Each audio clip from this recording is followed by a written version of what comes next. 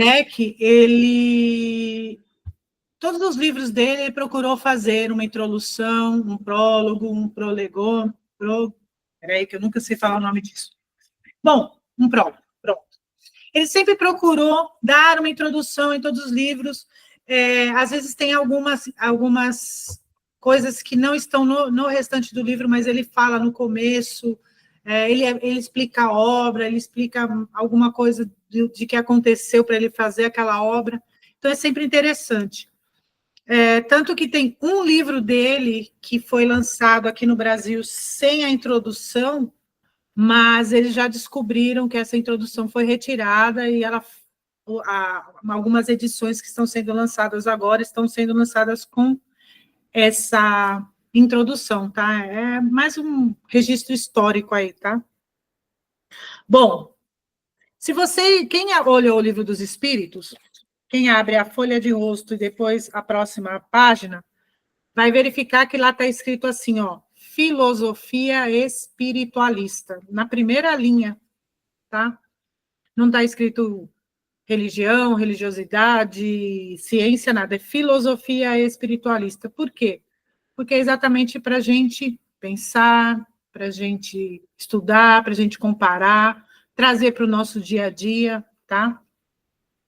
E aí ele explica o que contém o Livro dos Espíritos. Olha lá, os princípios da doutrina espírita sobre a imortalidade da alma, a natureza dos espíritos e suas relações com os homens, as leis morais, a vida presente, a vida futura e o porvir da humanidade. Segundo os ensinamentos dados pelos espíritos superiores, com o auxílio de diversos médiuns, recebidos e coordenados por Allan Kardec. É muito importante a gente falar sobre isso. Recebido por diversos médiuns em diversos lugares. Por quê?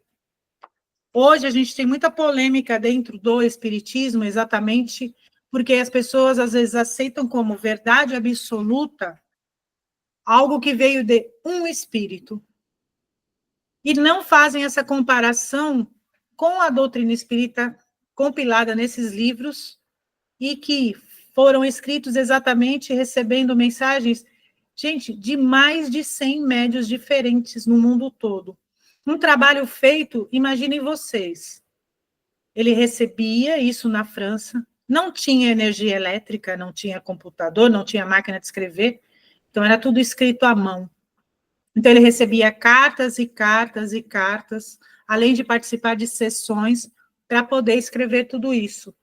Claro, ele teve ajuda importantíssima da Amélie Boudet, que foi a esposa dele. Eu acho que sem ela, talvez, não existiria espiritismo da forma que é, né? Porque era um trabalho árduo. Hoje a gente tem tudo nas mãos e as pessoas preferem não pesquisar. Imaginem vocês, né? Então é interessante a gente saber um pouco disso. Nós vamos ter uma aula mais para frente para falar só sobre Allan Kardec e a importância real dele, né? Nós vamos encontrar, inclusive, nesses livros, notas de rodapé, explicações, e muita coisa do codificador também, tá? Não é só dos espíritos, tem muita coisa do homem também, do conhecimento dele, principalmente na parte que se diz científica, tá?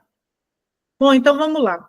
Lá na introdução, ele fala o seguinte, que o espiritualismo, ele é o oposto do materialismo. Por quê? O materialismo, ele só acredita naquilo que ele vê, naquilo que ele sente, naquilo que ele percebe.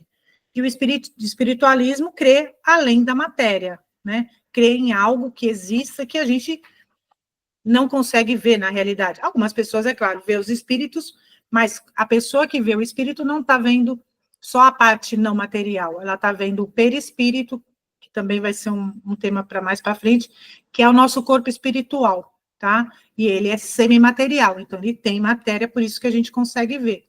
O que não tem matéria, a gente não consegue, tá? Então, tudo bem até aí? Gente, qualquer dúvida, aqui embaixo tem uma mãozinha. Vocês podem clicar nessa mãozinha e aí eu abro para falar, tá?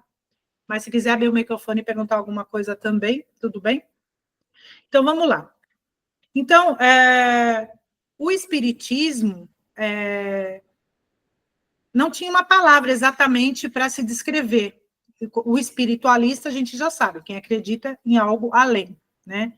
Então, quem acredita no espiritismo, quem lê, quem segue, é chamado de espírita ou espiritista, também está correto, também é uma palavra usada para ele, tá?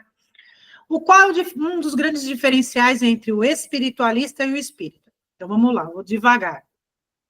O espírita, o espiritismo é espiritualista, ou seja, acredita em algo além da matéria. Mas os espiritualistas não são espíritas. Por quê? Há muitas coisas que nós acreditamos, que nós aprendemos, e os espiritistas não, tá? Nem todos os espiritualistas creem no espírito, na comunicação do espírito, né, da comunicação de nós aqui encarnados com o espírito desencarnado. Algumas religiões espiritualistas, por exemplo, a gente pode falar que o cristão é espiritualista, porque ele crê em algo além da matéria, ele crê na vida eterna, mas ele não crê na comunicação de quem está encarnado com o espírito. Tudo bem até aí? Oi, Laure, tudo bom? Tá? Alguns espiritualistas também não acreditam, por exemplo, em reencarnação. Há religiões espiritualistas que não acreditam na reencarnação também. E esse é um dos pontos fundamentais da doutrina espírita, ou espiritismo, tá? A doutrina, ela acredita exatamente nessa relação do mundo material com os espíritos ou seres do outro mundo, tá? Então, somos adeptos, somos espíritas ou espiritistas. Tudo bem? O Livro dos Espíritos, ele contém a doutrina espírita. A princípio, ele foi lançado com 500 questões.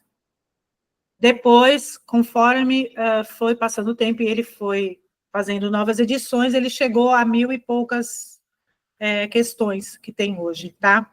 E, inclusive, nos primeiros livros dos Espíritos, também estava o livro dos médiuns, ou seja, a parte mediúnica também ficava no mesmo livro, e aí ele foi retirado e aberto um livro só. A princípio, ele tinha um chamado Instruções Práticas para Manifestações Espíritas, que é um outro livro, começou por ele, e aí foi para o livro dos médiuns, tá?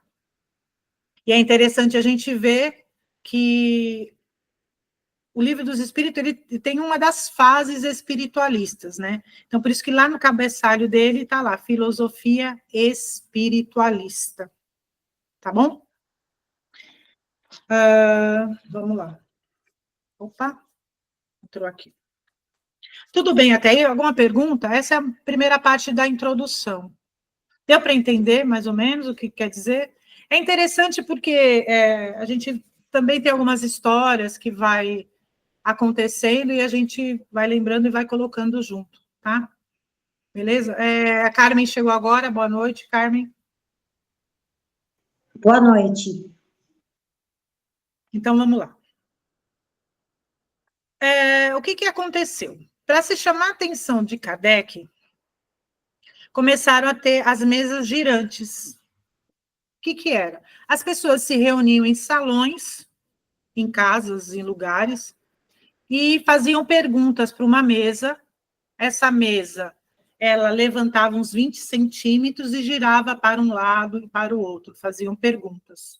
Era um movimento mecânico. E aí, o que chamou a atenção de Kardec, a princípio ele foi lá porque ele falou, não, isso é uma fraude, né? Como que pode ter isso, né? E aí ele começou a ver que haviam perguntas, começaram a fazer perguntas, que ele já sabia a resposta e achava que ali aquelas pessoas talvez não soubessem, e começou a fazer perguntas e viu que as respostas eram respostas inteligentes. Aí ele falou, peraí, diante de um acontecimento mecânico desse, tem uma coisa inteligente, porque uma mesa não tem inteligência, né? E aí, haviam pancadas também na mesa, de sim ou não. Então, conforme se combinava, quem aqui já fez a brincadeira do copo? Não regala os olhos não, Camila. Alessandra, a Carmen, né, Carmen? Eu acho que todo mundo fez um dia na vida uma brincadeira dessa ou algo parecido, né? Querer fazer perguntas, né? Perguntas e respostas sobre alguma coisa da vida. É muito parecido. O grande problema é que geralmente são espíritos que vêm brincar, né? Porque, principalmente quando a gente é adolescente, as nossas perguntas são perguntas do nosso dia a dia, ou algo que a gente queira saber, né? São mais, vamos dizer, fúteis na relação com os espíritos, não perguntas mais sérias. Por quê?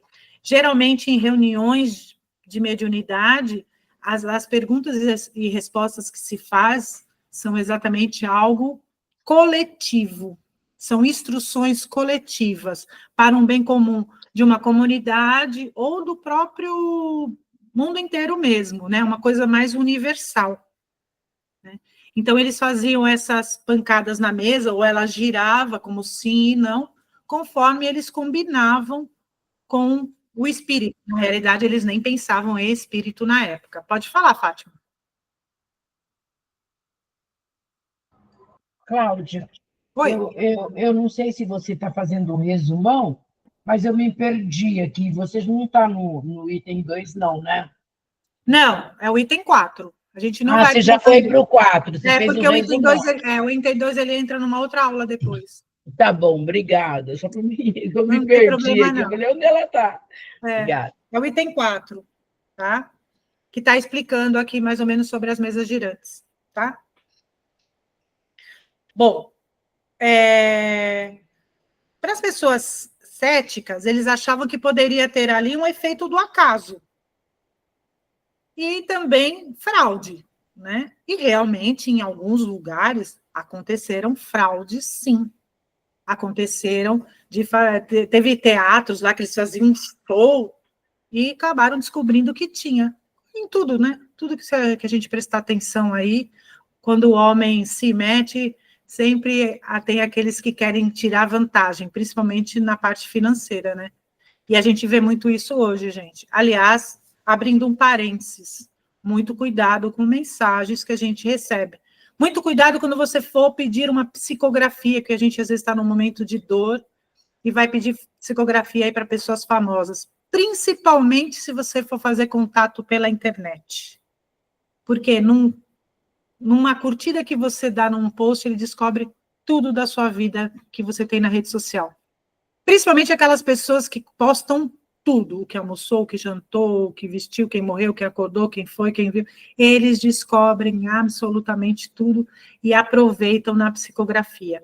Alguns com acabam pedindo recursos financeiros, mas outros só para ganhar notoriedade mesmo, tá?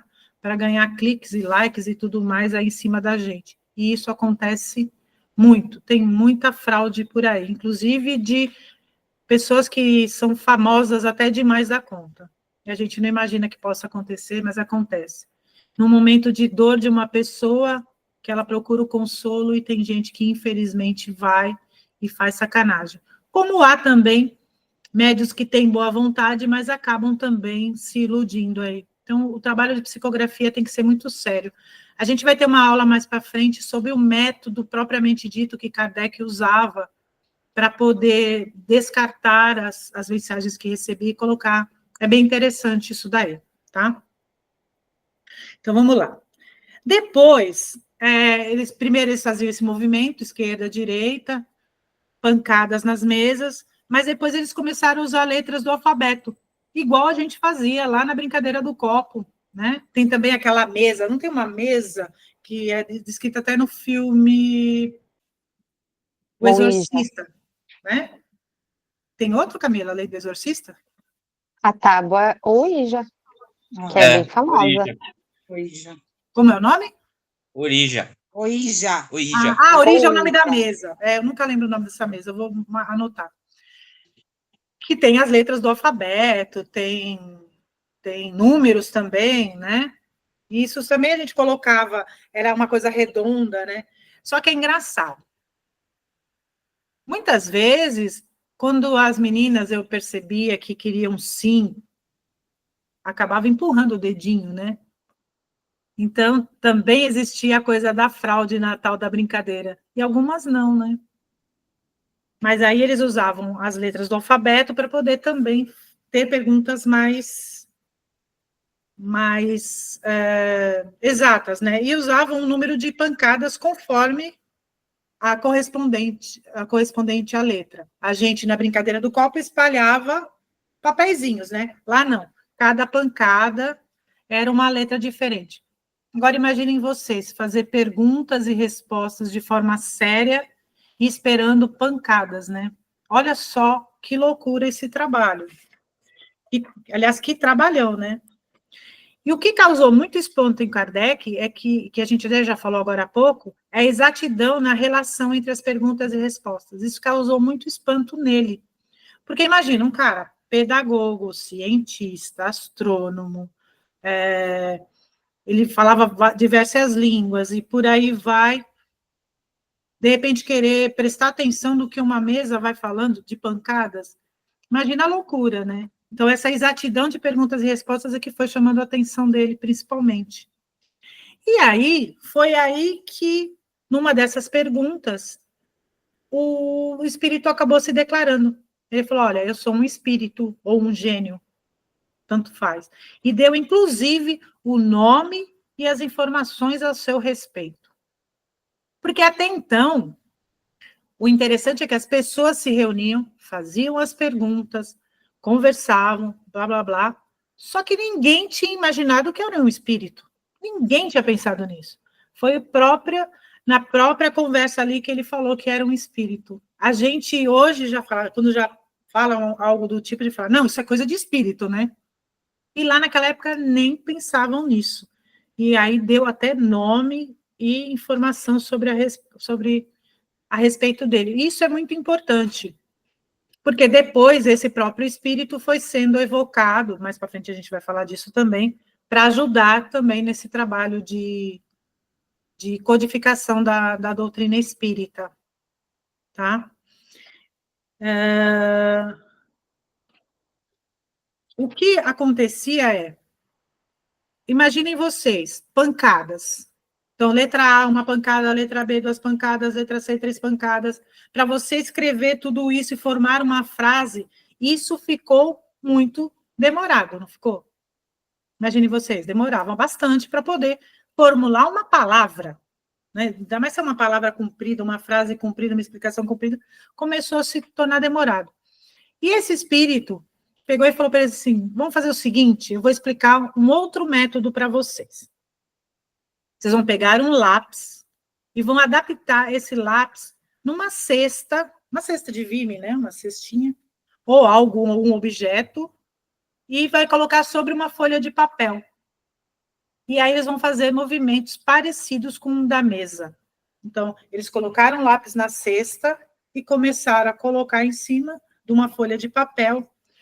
Gente, uma coisa que a gente precisa saber também, aquela época, lápis, e principalmente papel, era uma coisa caríssima, caríssima. O papel era muito caro mesmo, tá?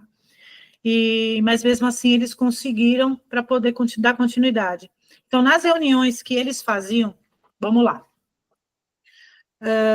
Kardec se reuniu, começou nesse trabalho, começou a prestar atenção, e ao mesmo tempo, amigos dele de trabalho, de amizade, de escola e de sociedade, o convidaram também para... Isso não está nem nesse capítulo, tá, Fátima?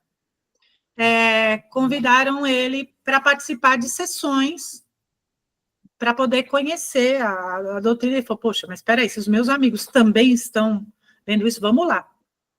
E aí, ao participar dessas sessões, ele viu que também já estavam começando a usar esse método das cestas. Nessas casas existiam as pessoas chamadas médiums, principalmente 2 meninas, né? 2 adolescentes. E aí ele começou a ver que as perguntas que estavam fazendo eram perguntas mais sérias e as meninas respondiam respondiam assim, elas ajudavam nesse movimento das cestas, tá? Por quê? Porque o médium, ele tem uma energia que pode ajudar nesse sentido. Depois vieram as psicografias também, com o tempo, tá? E era interessante porque o laço, desculpa, o lápis, ele traçava por si só essas letras. E aí, formando palavras, frases, discursos. Imaginem que loucura, gente. A gente está todo mundo reunido em algum lugar, põe uma cesta com lápis e, de repente, aquilo começa a escrever. Loucura, né? Se você pensar, hoje a gente vê aí, tem médiuns que escrevem livros pelo computador. Então, a pessoa está lá, conectada ao mundo espiritual e está aqui no computador fazendo o seu livro. Né? Eu conheço uma que é romancista, né? Ela faz romances espíritas, a Eliana Machado, ela é uma pessoa excelente. E os romances dela, ela escreve todos no computador aqui. Ela falou que recebe as mensagens e está lá digitando. Oi, Flávia, tudo bom? Boa noite a todos, tudo bem? Como Ótimo. estão? Tudo bem. Com atraso. Depois eu me explico. Não tem problema, não. Tudo bem até aí, gente? Enrolado? Deu para entender mais ou menos? Ótimo. E aí a coisa foi ficando mais séria. Por quê? Porque nessas reuniões começou a se tratar de questões de filosofia, moral, metafísica, psicologia, e tudo isso com muita lucidez. E aí que começou a chamar mais atenção. E esse trabalho começou a acontecer simultaneamente, lá na França, nas Américas, em outros países. Imaginem vocês. Começou a se espalhar pelo mundo. Como as pessoas que estavam ali reunidas, elas acabavam tendo relações com outras pessoas de outros países, começaram a trocar ideias, e aí começou a vir a mensagem. Mesmo naquela época, eles começaram a receber bastante coisa. É claro, era demorado, né, gente? Imagine vocês, uma carta para chegar nos Estados Unidos, do Brasil, ou de qualquer outro lugar para a França, demorava meses. Já ali da Europa vinha mais rápido, mas eles começaram a receber. Por quê? Começou a se espalhar. Então, vinham mensagens feitas dessa mesma forma de diversos lugares. Então, cada vez que se surgia um assunto, chegavam mensagens daquele mesmo assunto. E ele falou, peraí, se nós estamos recebendo informações aqui e de outros lugares, outros 100 médiuns ou até mais de outros lugares estão recebendo a mesma coisa, a gente tem que prestar atenção nisso. E é aí que ele começou a fazer. Ele, inclusive, tinha uma revista que ele fazia, tudo que ele recebia, ele fazia experimentos e também prestava atenção no que estava escrito para ver se estava tudo parecido. E isso se tornou a Revista Espírita. Então, cada mês, ele colocava ali os experimentos dele, as conversas, os experimentos com famílias, com pessoas, discursos, encontros.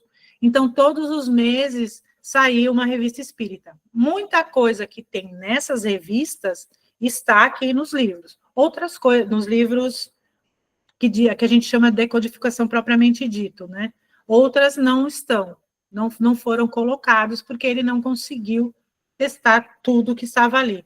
Mas as revistas espíritas, elas são muito ricas. Hoje eles são 12 livros, de todos os anos, e a gente pode pesquisar muita coisa ali. É muito bacana mesmo, tá? Então, houve essa simultânea de todos os países, de todos os lugares. Pode falar, Camila. Cláudia, o que era essa mesma mensagem que todo mundo recebia? Tipo, era alguma senha, algum código em comum que todo mundo recebia igual? Não, era a questão mesmo, a dissertação do texto. Então, por exemplo, eu vou falar da coisa mais polêmica. Kardec não aceitava reencarnação de jeito nenhum. Kardec nasceu num lar católico, né? O pai morreu cedo e ele foi criado pela mãe e pela avó, católicas. Ele foi depois, com 8 anos de idade, estudar lá na Suíça, um país protestante, né? Então, para ele, num meio tão cristão, ele falou, peraí, esse negócio de reencarnação não existe. Tanto que foi uma das últimas coisas mesmo que ele colocou na codificação, foi exatamente a reencarnação. Só que ele foi recebendo mais de 100 mensagens falando do assunto. Então, alguns assuntos, eles começavam ali, então, na reunião que eles faziam ali, semanal, entre eles falavam de algum assunto. Aí chegavam mensagens falando exatamente o que eles tiveram ali de informação dos espíritos e de tudo que eles acabavam estudando junto. E vinham mensagens. E às vezes vinham assuntos que eles não conversavam ali, mas vinham tanto esses assuntos de outros lugares, que aí eles faziam a pergunta para aquele espírito que estava ali com eles, né? Eles faziam a evocação do espírito e falavam, olha, nós estamos recebendo muitas mensagens de assunto qualquer, e aí a gente quer que você fale. E aí o espírito falava e muitas vezes, a maioria das vezes, batia tudo isso, tá? Alguns ele descartou. Tudo aquilo que ele não tinha esse número de coisas, de mensagens, muita coisa que não tinha muita lógica, muita coisa que era assim, o maravilhoso, ele foi deixando de lado, né? Então, ele procurou colocar tudo aquilo que ele tinha prova. Não era uma senha, um número, um nome, uma chave. Não, era tudo dentro do assunto, tá? Isso a gente chama de QEE, Controle Universal do Ensino dos Espíritos, que é você passar por análise tudo que você recebe. Por isso que eu falo, a gente tem que tomar muito cuidado com os livros que a gente lê e de levar aquilo em verdade absoluta.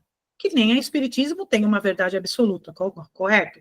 É uma verdade relativa, a gente ainda não tem certeza de nada. Agora, imagine você acreditar num espírito. Então, um espírito vem e fala de algo específico. O que você tem que fazer? Peraí, o que diz a doutrina espírita?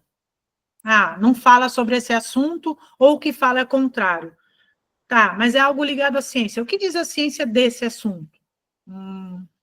Interessante. Então, a gente tem sempre que prestar atenção e procurar ver o que tem ali para poder levar para frente. E é o que ele fez. Ele fez todo esse trabalho.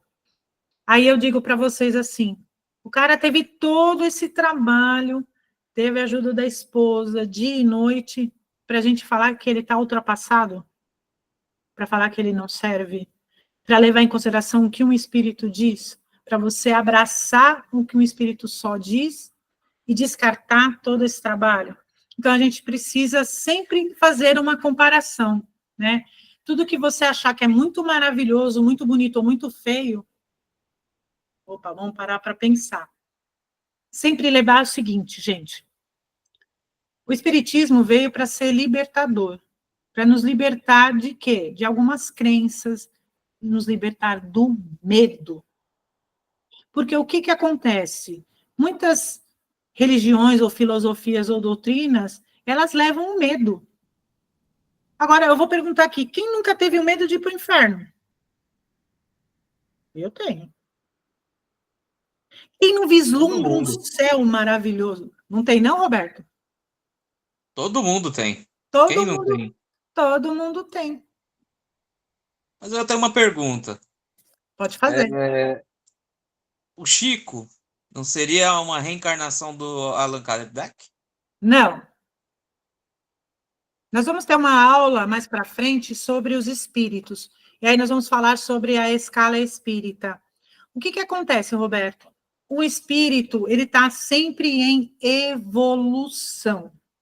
Então, você pode vir numa outra vida sem ter aquele trabalho ou aquele conhecimento, como que eu vou dizer? Por exemplo, Kardec, ele poderia não vir como pedagogo, por exemplo, mas o conhecimento dele e o jeito dele ser estaria. Ele e Chico eram espíritos assim com personalidades diferentes, tá? Chico foi o maior médium que a gente já conheceu. Chico era de uma pessoa de bondade ímpar, mas ele mesmo falou, eu não sou a reencarnação de Kardec. Ele mesmo declarou isso, tá? E várias vezes. Existe muita gente especulando isso, mas quando a gente tiver aula de Kardec, você vai ver Chico e Kardec, personalidades diferentes. E a gente traz de outras vidas, porque está lá no nosso espírito, né? Tá lá gravadinho no nosso espírito, quem nós somos, o que nós aprendemos, e aí você vai percebendo que de personalidade eles são diferentes. Tudo bem? Tudo bem. Tá bom. Emmanuel? Oi, o negócio de ter medo de ir para o inferno, eu não tive desde muito cedo. Na verdade, eu não tinha de jeito nenhum, porque assim, eu não conseguia acreditar que Deus fizesse uma coisa dessa. Perfeito. O que eu sentia de Deus, o que falavam de Deus, a ideia de Jesus, não batia com a ideia de demônio e de inferno. É como se Exatamente. tivesse dois deuses diferentes. Sim, Não podia bater, não fazia sentido. Né? Quando perfeito. você coloca a onisciência de Deus e a onipresença, e acreditar que teve uma revolta no céu e fizeram alguma coisa pelas costas dele, é complicado, né? Pois é.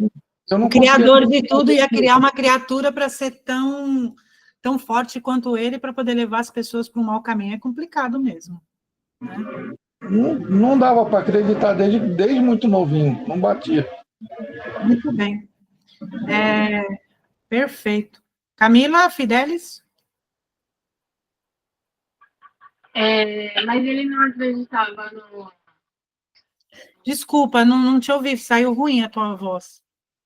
Tá me ouvindo? Bem ao longe. Ixi, peraí. E agora? Melhorou. Ele não acreditava na reencarnação, mas então ele achava que os espíritos eram só outros seres, que eles não eram humanos? Na Porque realidade, não ele faz não sentido. ele começou a acreditar em espíritos, sim, que os espíritos existiam, mas ele não acreditava que esses espíritos iam voltar para a Terra. Então a gente ia fazer a nossa evolução aqui, ir embora e virar espírito e continuar lá, entendeu? Ah, tá. Ele não acreditava nesse retorno à carne. Aham. E foi difícil dele acreditar, né? E é engraçado assim, porque como que a gente imagina a doutrina espírita sem a reencarnação? Por quê? A reencarnação é o quê? É nós voltarmos aqui para evoluir, para aprender. Gente, nós não estamos aqui para sofrer. Nós estamos aqui para aprender. Coloquem sempre isso na cabeça. O que move a gente é a nossa consciência. Então, no momento do nosso desencarne, o que vai fazer a gente sofrer ou não? A nossa consciência. Então, se a gente tem consciência que a gente está aqui em aprendizado, que a gente está aqui para evoluir, para se melhorar, toda vez que a gente faz algo de mal, e o que é o mal? O mal é tudo aquilo que eu faço que me prejudica e que prejudica alguém perto de mim, ou que prejudica muitas pessoas. Esse é o mal. Então, se eu estou aqui tentando melhorar, eu procuro não fazer o mal para mim, eu procuro me melhorar como pessoa e melhorar o meu entorno, eu não preciso ter a consciência pesada.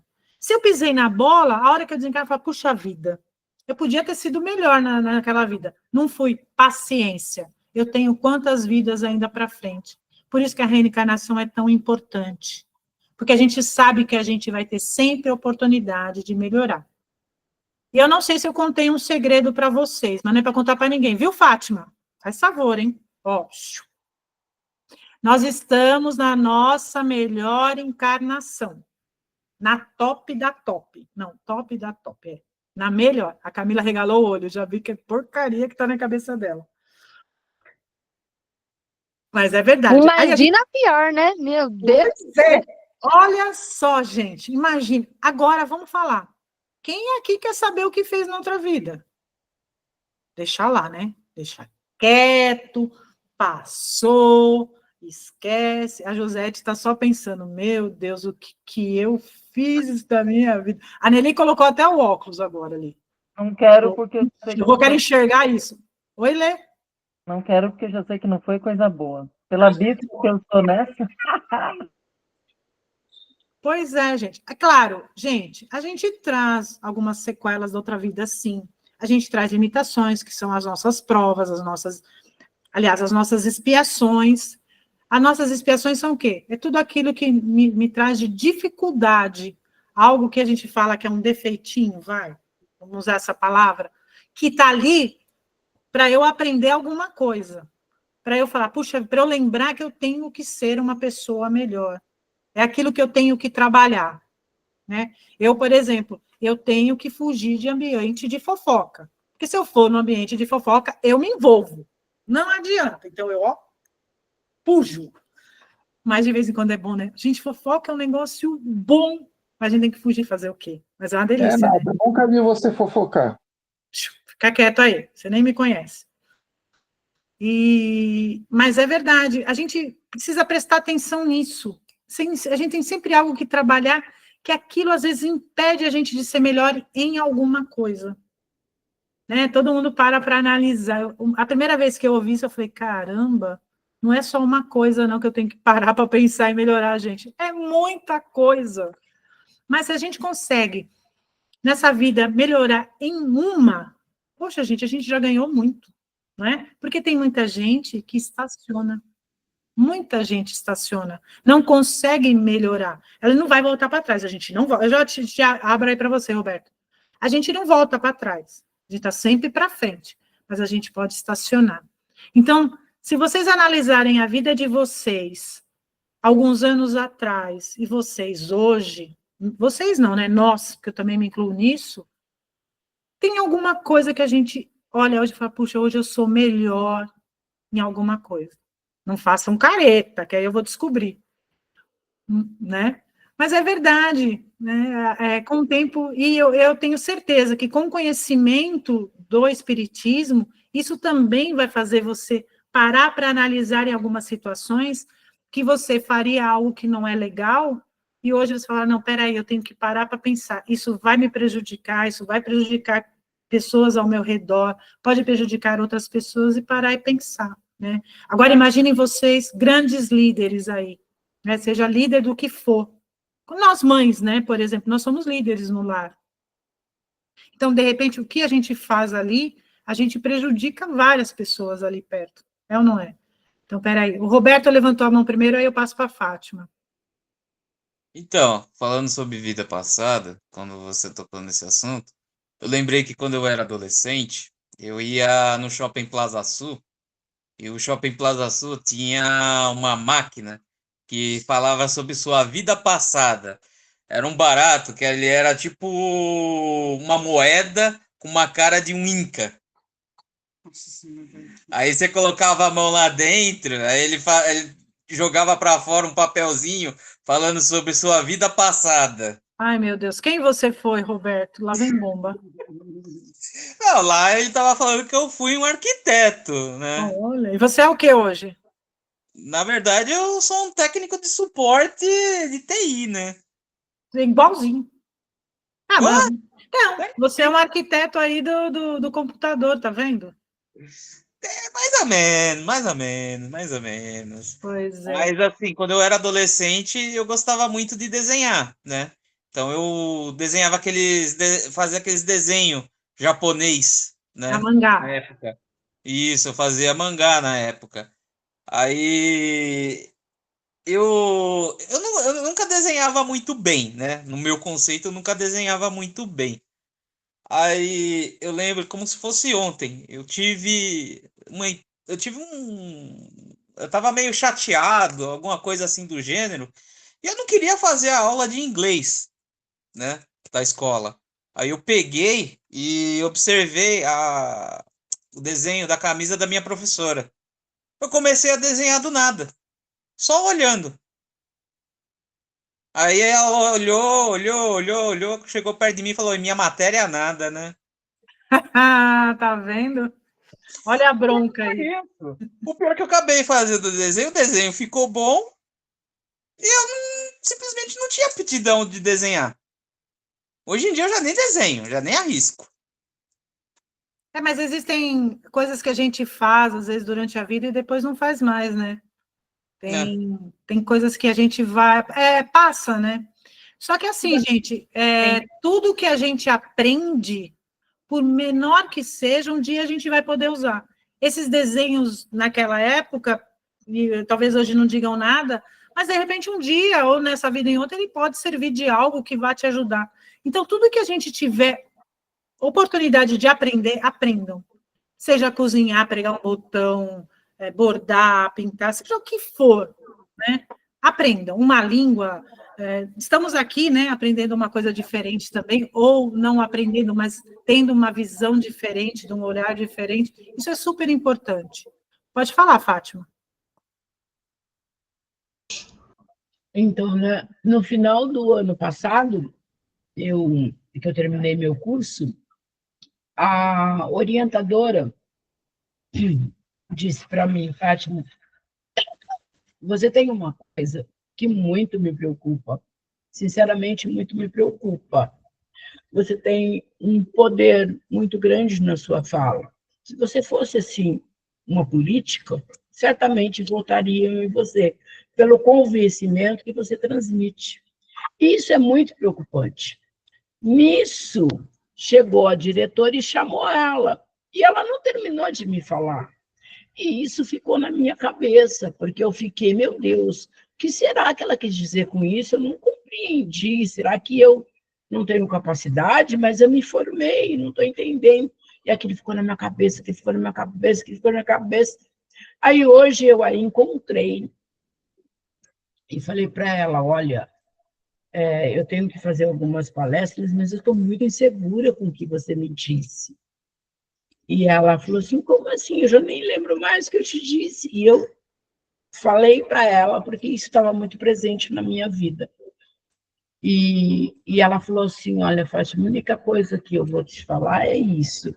Se as pessoas estudam X mais Y e Z, você tem que multiplicar tudo isso. Porque aonde você for fazer uma palestra, isso é nato em você. Você vai dizer, as pessoas vão acreditar em você, que aquilo é uma verdade. E se você não estudar muito, você pode passar uma não verdade. Então, assim, é uma coisa que a gente vai aprendendo.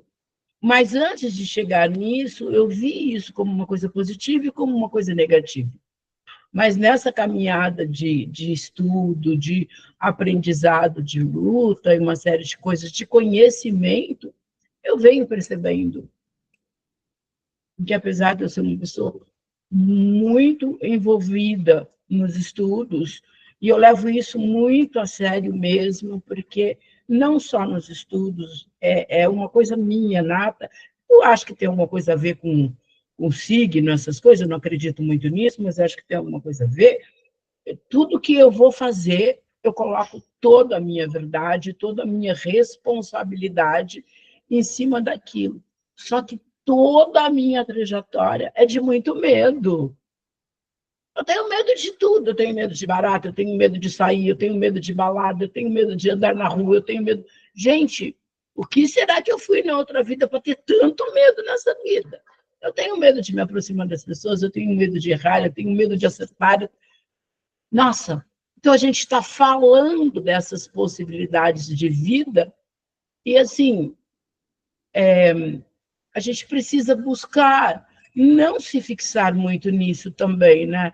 Porque senão a gente não encontra paz, a gente não encontra sabe, a gente não pode dizer, todas as vezes que eu vejo uma pessoa batendo na outra, eu choro muito, eu acho que eu bati também. Não é muito assim. Então, Fátima, quando a gente fala em vida passada, nós estamos a 20 horas e 51 minutos. 20 horas e 50 já é a nossa vida passada. Então, muitas vezes os nossos medos, nossos traumas, nossos problemas são desta vida, que já foi passado, gente. A nossa infância já é uma vida passada, a nossa adolescência, tal. Então, talvez esse medo não tenha a ver lá com a outra vida, né? Tem a ver com a outra vida nesta vida. Talvez, para você, eu não sei se você já faz, mas para perder esses medos, um tratamento mesmo psicológico, né? Tentar descobrir aonde está isso para você ter esse medo. Porque às vezes é alguma coisa que aconteceu na tua infância, que você não se recorda, porque às vezes a gente não se recorda, mas que causou esse medo, né? E isso, quem pode falar é um profissional ou não. De repente, eu estou falando besteira, né? Já estou vendo a Josete regalando o olho ali para mim. Mas- Não, eu fiz 10 anos de análise quando eu estudava psicologia, que era obrigado, fazia parte do curso, nós fazermos análise. E nesta análise eu consegui perder o medo de tomar banho. Pois Eu é. tinha, eu tinha que pegar uma canequinha e jogar bem longe. Quando eu era bem pequenininha, minha mãe colocava água na bacia e eu não conseguia entrar dentro, porque eu tinha a sensação que ia morrer dentro da bacia. Minha mãe não entendia nada, batia em mim, assim, batia, tirava eu de perto e pegava a caneca e jogava água em mim para mim não ficar com medo. E eu não conseguia entrar no chuveiro depois de adulta, porque eu tinha a sensação que aquela água se expandia e me afogava, e eu morria no banheiro afogado. Depois dessa análise, eu consegui tomar o banho sozinha no banheiro. É, E isso. nem isso eu fazia, né? Mas o Tem, medo tem coisas que de vão sendo muitas empatadas coisas. durante a vida, né? É, E também existe coisas assim, gente, às vezes a gente precisa se desafiar também, né? Se desafiar e tentar fazer algo, né? Para poder ser alguém melhor, ou poder fazer coisas que a gente não faz, né? O desafio também faz parte aí do nosso crescimento. De repente você precisa começar a se desafiar em algumas coisas mais simples. Você vê aquele medo que é um pouco menor, vamos dizer assim, em grau de que te dê essa fobia e tratar isso, né? Mas a ajuda profissional sempre é importante, é o que eu falei. A gente acha que vida passada é só lá outra encarnação, não, peraí.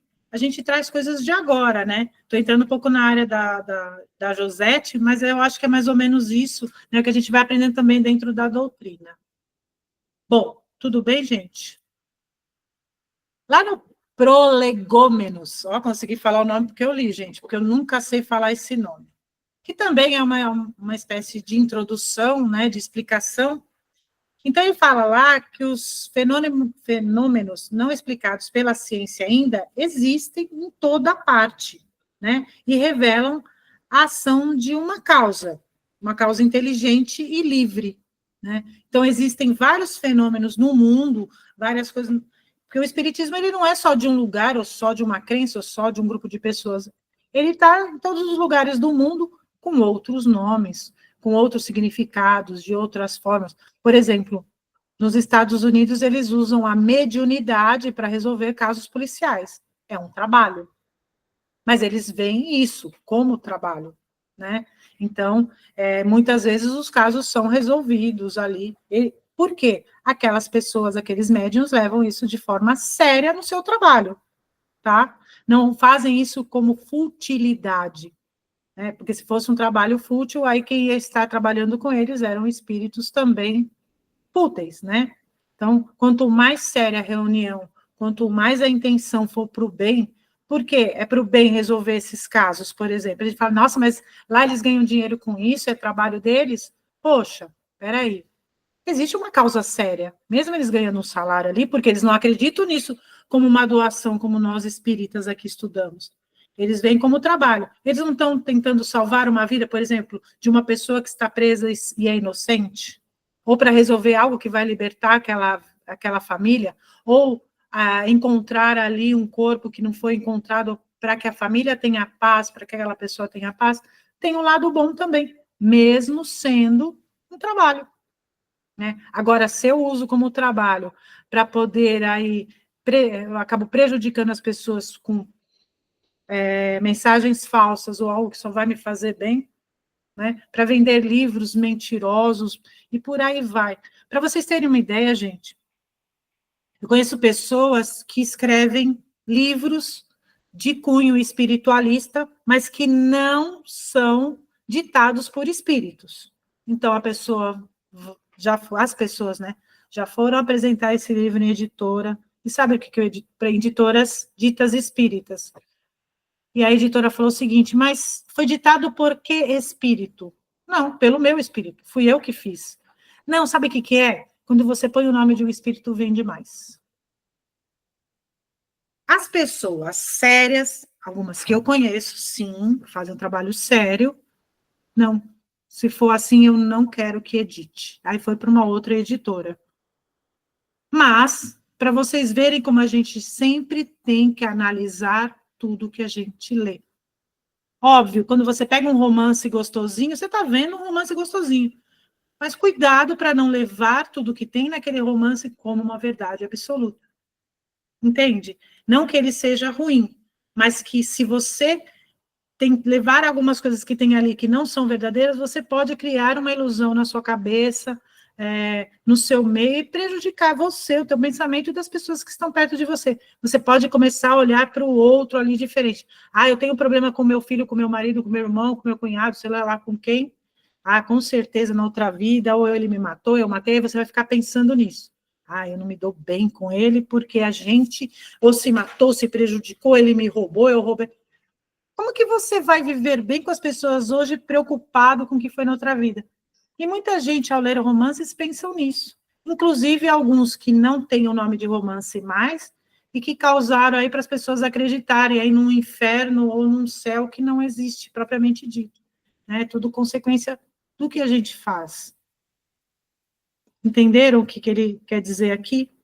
Né? Então, o Espiritismo tenta nos trazer para uma razão. Então, uma causa inteligente tem um efeito inteligente. Então, para que a mesa mexesse, para que o lápis escrevesse sozinho, aqueles que conseguem pintar, não sei se vocês já viram, né? Pintura mediúnica, o Gasparetto foi, assim, genial nesse sentido. Depois ele se perdeu pelo orgulho.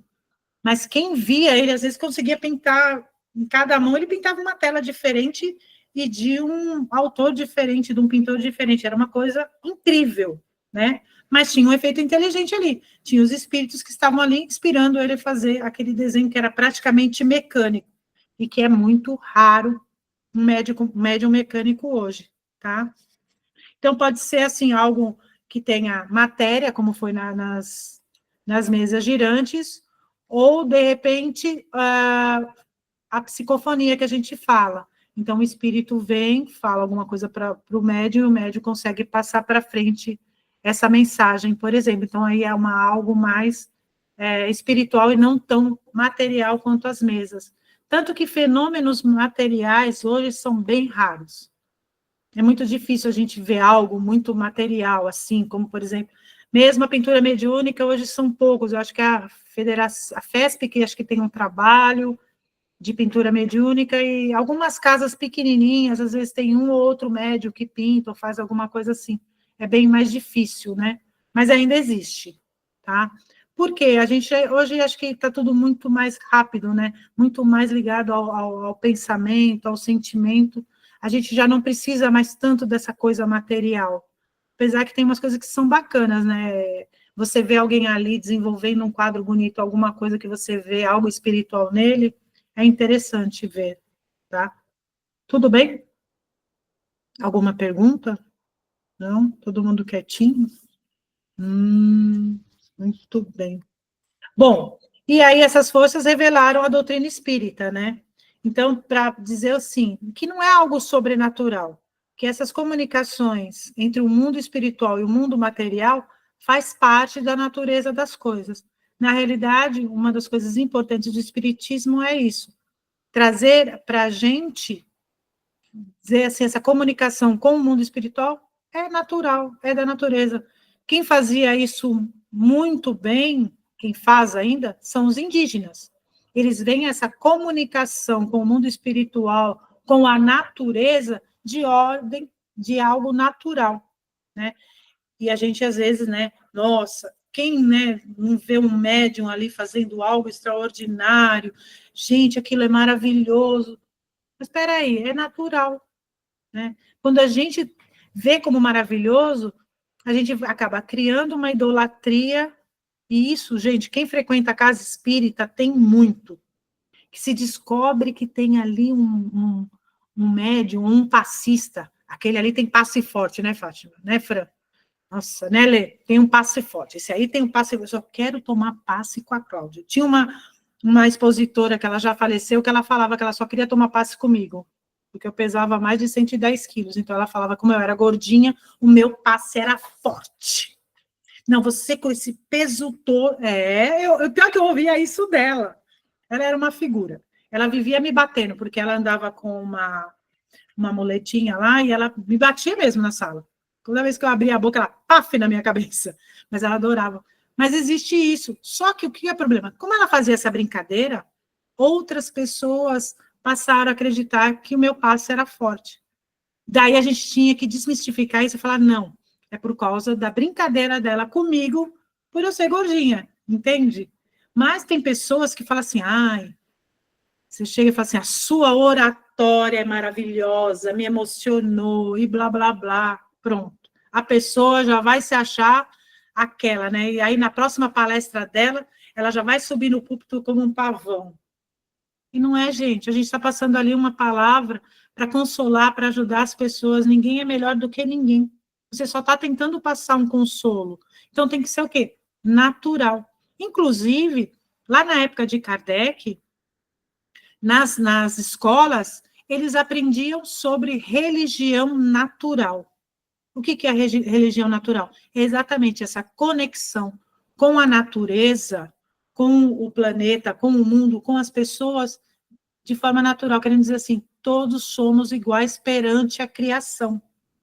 Então, todos nós precisamos cuidar do nosso ambiente, cuidar da natureza, do planeta, de forma natural, que é isso exatamente que é a conexão com Deus.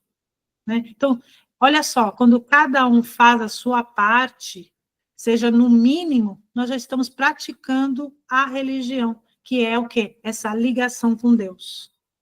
E isso eles tinham na escola, religião natural e psicologia também. Só que, infelizmente, o Napoleão acabou tirando isso de matéria, porque ele falava que isso influenciava os jovens, as crianças e os jovens, né? É uma pena, e isso acabou se perdendo, porque nenhum lugar mais faz um negócio desses. Agora, imagina, né? Você aprender na escola essa conexão natural com tudo que existe, né? Isso faz com que você também não seja doutrinada por uma religião aí, ou uma doutrina, seja o que for, que quer ali que você acredite naquilo para poder te dominar. Porque muitas religiões fazem isso, né, gente? Quer dominar as pessoas. Por isso que colocam o medo, né? Colocam o medo. E dentro do espiritismo tem, tá? Olha aqui. Muita gente fala assim, ó, você está fazendo esse curso, depois você vai fazer um curso qualquer para trabalhar aqui na casa. Porque você precisa agradecer a casa do tudo que você recebeu e para você não ficar com problema. Principalmente a pessoa que tem uma mediunidade ostensiva, né? Que é uma mediunidade de trabalho. Então, você tem que vir aqui trabalhar, você precisa vir aqui doar a sua energia, porque senão você vai ficar bem, você vai ficar meio birutinha, você vai ter problema, você vai ter briga no seu lar, vai invadir espíritos. E aí as pessoas têm medo. Então, se eu vou numa casa espírita, se eu vou num lugar para poder ter o consolo, para me sentir melhor, para não ter medo de espírito, principalmente aquele médium que vê os espíritos. E aí você vai num lugar que fala que se você não for trabalhar lá, você vai ver, você vai brigar. Está correto isso? Isso é espiritismo? Surpreende, isso não liberta. É a mesma coisa em várias religiões. Se você não seguir isso, se você não seguir a Bíblia, se você não fizer isso, se você não fizer aquilo, pronto. Você vai para um inferno, você vai se sentir mal, ou vai acontecer coisas, vão te encher sua cabeça, sei lá, várias e diversas coisas. Poxa, a gente tem que parar para analisar, né? O quanto não se perdeu por causa disso durante esses 5 anos atrás, principalmente na pandemia, de coisas absurdas que se falaram, principalmente de pessoas religiosas que acabaram impedindo, e muita gente acabou morrendo por uma certa ignorância, né? Porque não acreditava. E, aliás, muita gente não acredita até hoje, ou segue, nossa, eu ia falar segue cegamente, aí saiu, travou. Alguém que acha que é ídolo, né? Aquele médium, ou aquele orador, ou aquele pastor, ou aquele padre, seja o que for, tudo que ele fala é perfeito. Hoje está tendo uma briga tremenda na Igreja Católica, de um padre extremista de um lado, pedindo, inclusive, fazendo orações, vibrações e orações para que o Papa morra, porque diz que ele é muito liberal.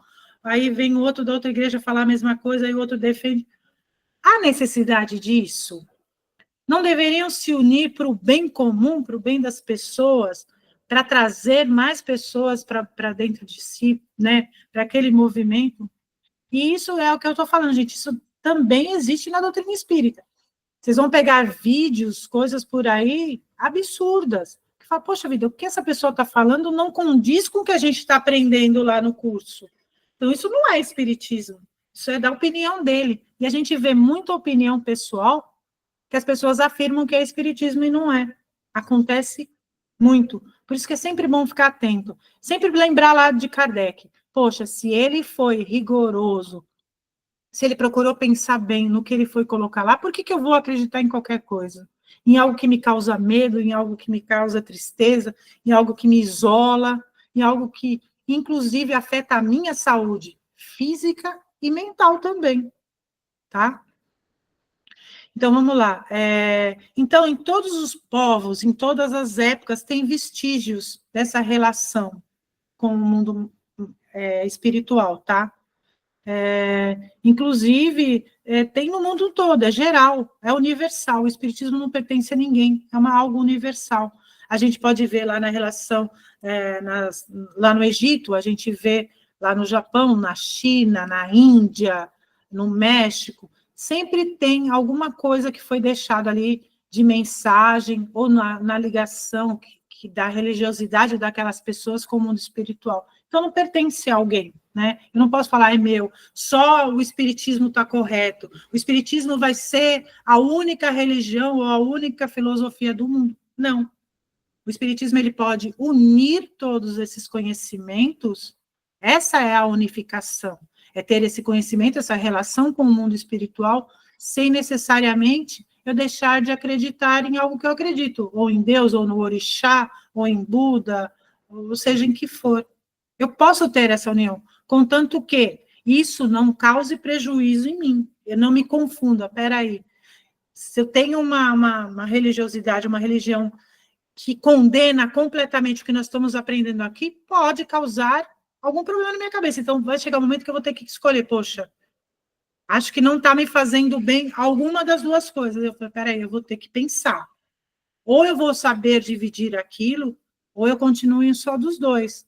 Isso pode acontecer também, tá? Por isso que é importante ter esse respeito e entender que a doutrina espírita não veio para acabar com religião nenhuma, nem se tornar uma religião. Na realidade, foram os próprios religiosos que acabaram colocando o espiritismo como religião. Isso Kardec fala muito num diálogo que ele tem com o sacerdote, lá no livro que é o Espiritismo, que é um livro fininho e bem interessante, tá?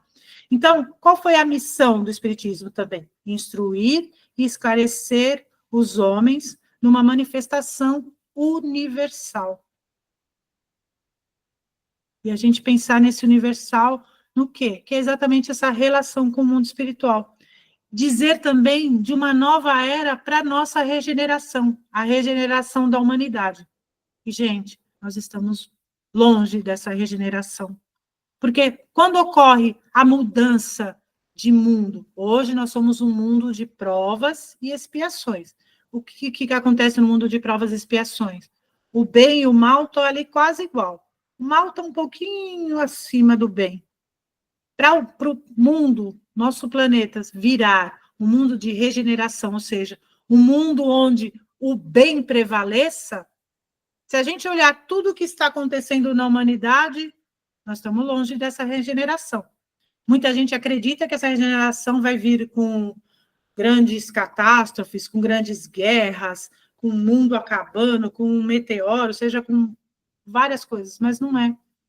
Nosso mundo só vai progredir quando nós melhorarmos. Quando cada um que está aqui tiver regenerado. Quando cada um daqui, dentro de si, o bem for maior que o mal. E é isso que as pessoas não entendem. Elas estão, olha só de novo, as pessoas estão esperando o maravilhoso para falar que a Terra está sendo regenerada. E não é. Se as pessoas colocarem na cabeça, entenderem que para se regenerar, nós precisamos estar regenerados, talvez quando todo mundo entender isso, o mundo realmente mude aí a chave para o mundo de regeneração. Até então, gente, se a gente pensar, só quem mora perto de nós, a gente já vai ver diversas pessoas que estão bem longe disso, né? A gente não, né, gente? A gente tá todo mundo bonzinho, todo mundo aqui é legal, todo mundo é joia, né? Ninguém aqui pisa na bola, ninguém aqui pensa nada, né, ruim contra o outro, né? Ninguém. Eu, pelo menos, não. Sou uma santa. E quem me conhece fica quieto. Fátima? Ô, Cláudia, você tira a minha esperança. Eu achei que na próxima encarnação eu já ia para um mundo melhor, Não. que já esse mundo já era de regenerado. É nada, infelizmente não. Nós estamos longe. É para pensar. Para a gente pensar muito.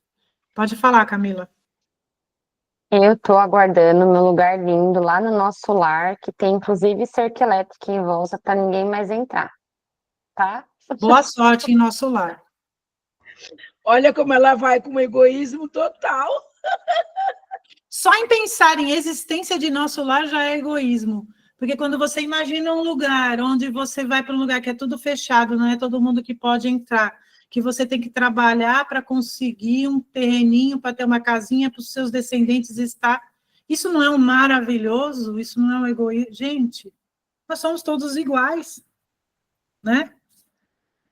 Bom, o Livro dos Espíritos, ele tem uma compilação de ensinamentos, então cada pergunta e resposta que tem lá, né, e ele foi escrito por ordem ditado por espíritos superiores, né, e o seu fundamento é uma filosofia racional, procura ser sempre isenta de preconceitos, né, eles procuraram colocar exatamente tudo sem preconceito, né, então, numa expressão do seu pensamento, eles procuraram sempre encaminhar tudo de forma clara. Então, cada pergunta e resposta de forma clara, tentando não ter realmente preconceitos. Colocar tudo aquilo exatamente para nos ajudar a evoluir, tá? Tem algumas notas, algumas formas do codificador de Kardec. É uma ilusão achar que o espiritismo todo foi só ditado por espíritos superiores. Não. Tem muito do homem Kardec também, do conhecimento dele, tá? Tem partes que ele recebeu e tem partes que ele também, do conhecimento dele, colocou, tá? E os espíritos que participaram dessa codificação, gente, eles viveram em diversas épocas da humanidade, tá? E eles acabaram realizando essa obra. Então, a gente vai ter lá espíritos que são conhecidos, espíritos que não são conhecidos, mas procuraram não dizer o seu nome. E essa reunião de espíritos que a gente chama de espírito da verdade, tá? Tem gente que fala, tem algumas pessoas que falam que o espírito da verdade seria Jesus.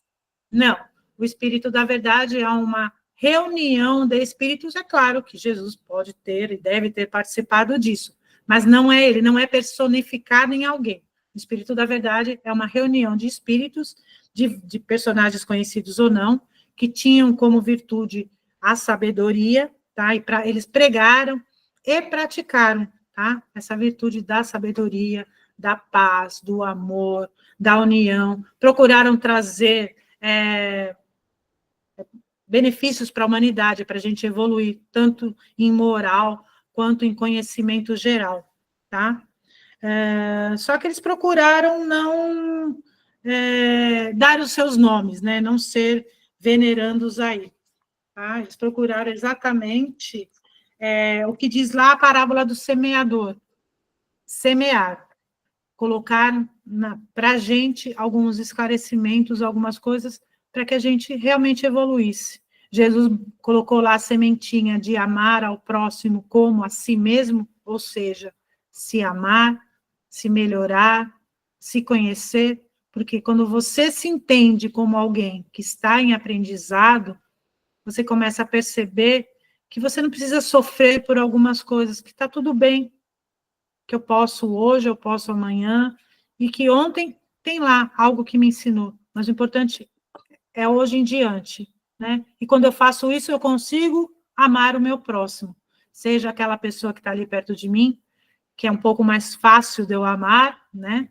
Quanto aquelas pessoas que às vezes a gente tem muita dificuldade por algo que aconteceu no passado, por algo que aconteceu agora, ou porque realmente as nossas energias não se batem. Isso pode acontecer, gente. E tem pessoas que às vezes a energia da gente com ela não se bate numa certa época da vida e depois a gente consegue ter essa energia junto. Ou alguém que no passado eu tinha uma energia muito boa com aquela pessoa e hoje, gente, não tem relação. Isso também pode acontecer. Por quê? Cada um está no seu caminho, cada um está na sua evolução.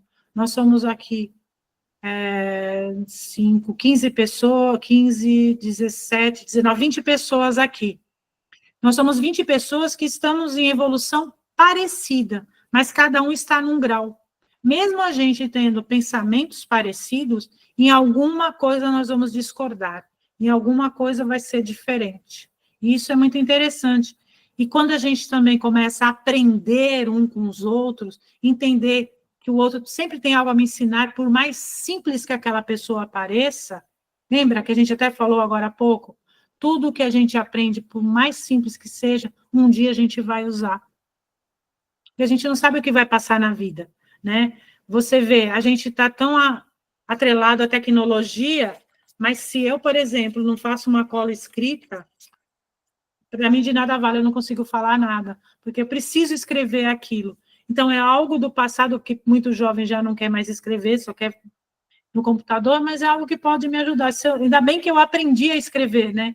Ainda bem que eu aprendi a fazer aquilo. De repente acontece alguma coisa aí com o nosso fogão elétrico, com air fryer, com micro-ondas, com tudo na nossa vida, a gente consegue fazer essa praticidade. Mas e se a gente tiver uma pane aí e não tiver energia elétrica? Se eu não consigo fazer algo manual, algo para o dia a dia ali, como que eu vou sobreviver? Né? Então, tudo que a gente aprende... Se eu estou numa emergência aí de rasgou uma roupa, alguma coisa na rua, se eu não sei fazer algo ali para consertar, como que eu vou embora? Então, às vezes, coisas muito simples nos ajudam na vida, né? Então, por isso que a gente está sempre em aprendizado. Bom, sobre esse início aí do Livro dos Espíritos, é mais ou menos isso. Essa aula vão ter alguns complementos depois, como nós vamos ter uma aula sobre Deus, nós vamos falar sobre também o livro O Evangelho segundo o Espiritismo, depois nós vamos falar sobre Kardec, sobre, que nem a gente falou de mundos, agora nós vamos falar sobre mundos, sobre espíritos. Então, é assim, é um compilado hoje de algo que a gente vai começar a falar um pouco mais a respeito de cada assunto depois, tá? Alguma dúvida? Alguém deu nó na cabeça? Não? Ai, que pena. Pode falar, Nelly. Você tem... Pronto. Logo no início, você falou que a gente está vivendo assim na nossa melhor encarnação, né? Que a gente está naquela fase top e tal. Isso quer dizer o quê? Que a tendência é que a próxima seja ruim, é isso? Ao contrário, melhor. Ah, tá. A tendência é ir melhorando. Melhorar. Nós estamos aqui para melhorar. É o que eu falei, tem pessoas que não querem se melhorar como pessoa. Aquela pessoa que é muito egoísta, muito orgulhosa, sabe? Aí ela vai dar uma estacionada. Ela pode não evoluir o tanto que ela precisava. Mas a gente está aqui. Por isso que eu falo, tudo que a gente aprende ajuda a gente a evoluir. Tudo aquilo que nos torna pessoas melhores, né? Seja em acontecimento, seja em aprendizado, seja em relação com outras pessoas, seja profissionalmente, né? Porque tudo que a gente conheceu, a gente vai levar, tá lá gravadinho. E mesmo nele, aquilo que a gente fez de mal, que a gente sabe que fez e que acabou prejudicando alguém, porque todo mundo faz, nós somos falhos, aquilo também é aprendizado para nós. Porque, com certeza, se aquilo mexeu com você, você vai falar, puxa vida, eu fiz aquilo, mas eu acho que eu não vou fazer novamente com outra pessoa, sabe? Ou comigo mesmo, porque a maior prejudicada geralmente é a gente. Então, a gente está na nossa melhor encarnação, sim, mas na outra a gente vai estar na melhor ainda. Sempre melhor, sempre para frente, tá? Amém, Senhor. É ruim. Amém. Amém? E como? Mas é verdade. E a gente tem que ter essa consciência de que a gente está melhor, sim. Não se depreciem, não. Sim, sim. Você quer falar mais alguma coisa? Não, eu já entendi, tirei minha dúvida. Não. Não é pior, não, é melhor. Sempre. Pode falar, Fran. Só para a gente se colocar um pouquinho sobre essas melhoras que ela está falando aí. Quando o espírito foi criado, ele é simples e ignorante. Então, todos nós somos iguais, nascemos iguais. E nós estagiamos em alguns lugares. Então, nós estagiamos na parte planta, vegetal, mineral e a homenal. Homenal é quando o homem já começa a conhecer a Deus. Então, essa evolução toda, todo esse estágio que a gente passou, nós aprendemos algo. E essa evolução de hoje tudo que nós aprendemos, ela fica gravado no nosso espírito. Nunca nós perdemos essas informações. Então, por isso que a gente só pode ficar estacionário e não pode regredir. A gente vai sempre progredir. Então, a humanidade, ela vai evoluindo junto com o quê? Quem faz a gente evoluir?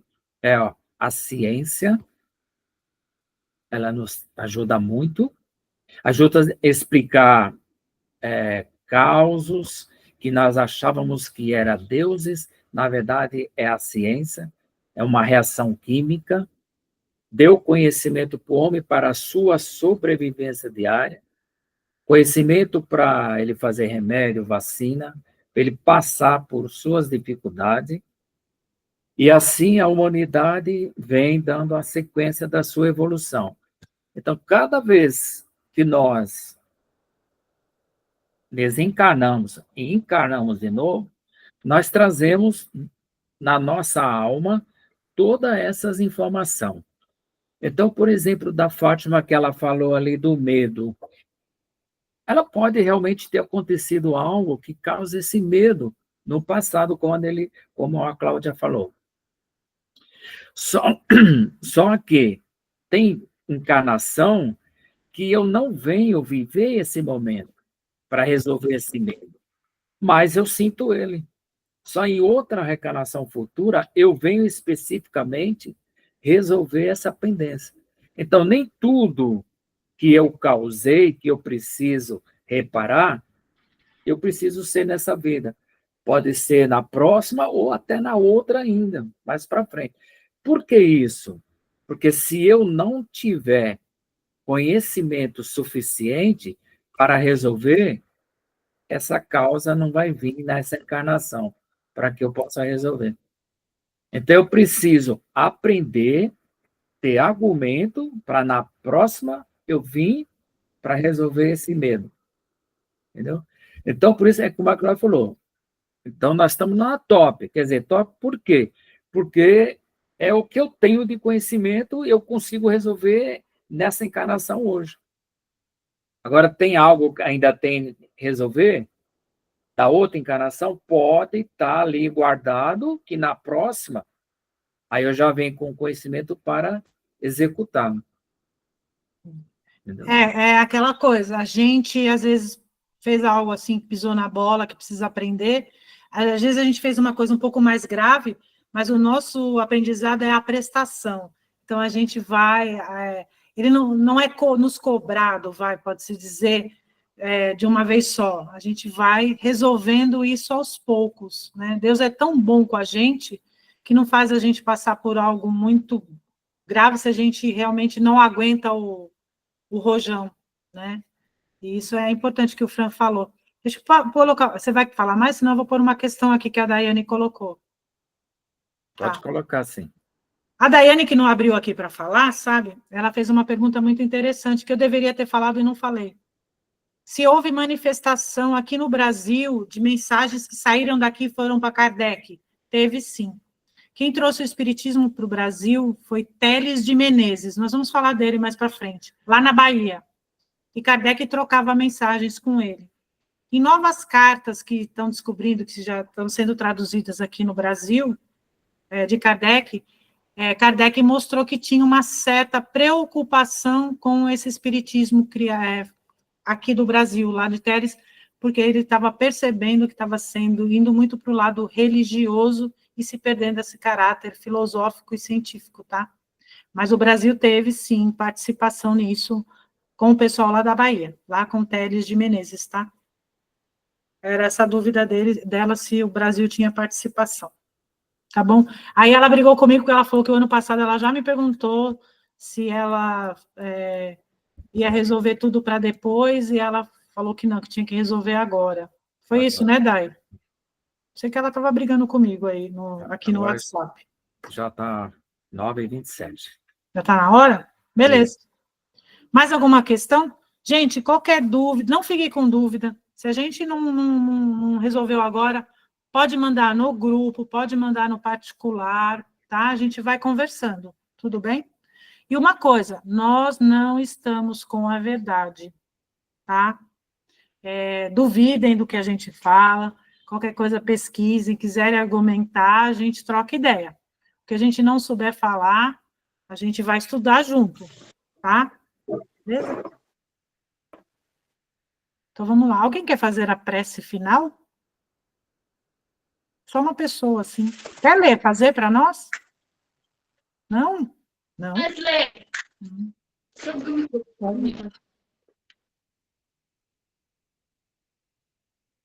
Só que tem que abrir o microfone para você fazer a prece.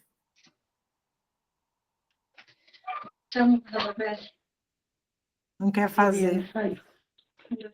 Fátima, você faz para nós?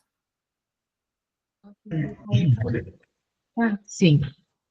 Vamos, nesse momento, elevando os nossos pensamentos mais uma vez a Deus, nosso Pai, a Jesus, nosso irmão, e a todos esses abnegáveis mensageiros de luz, que nos deram este momento de aprendizado, de aperfeiçoamento, que nós possamos ter uma semana de muita luz, muita paz, e que possamos novamente nos reunirmos com a mesma confiança em Jesus, a confiança em seus ensinamentos, para que possamos um dia despertar estes conhecimentos, seja aqui no plano espiritual, para podermos ajudar e trabalhar, sermos trabalhadores conscientes nessa seara de Jesus.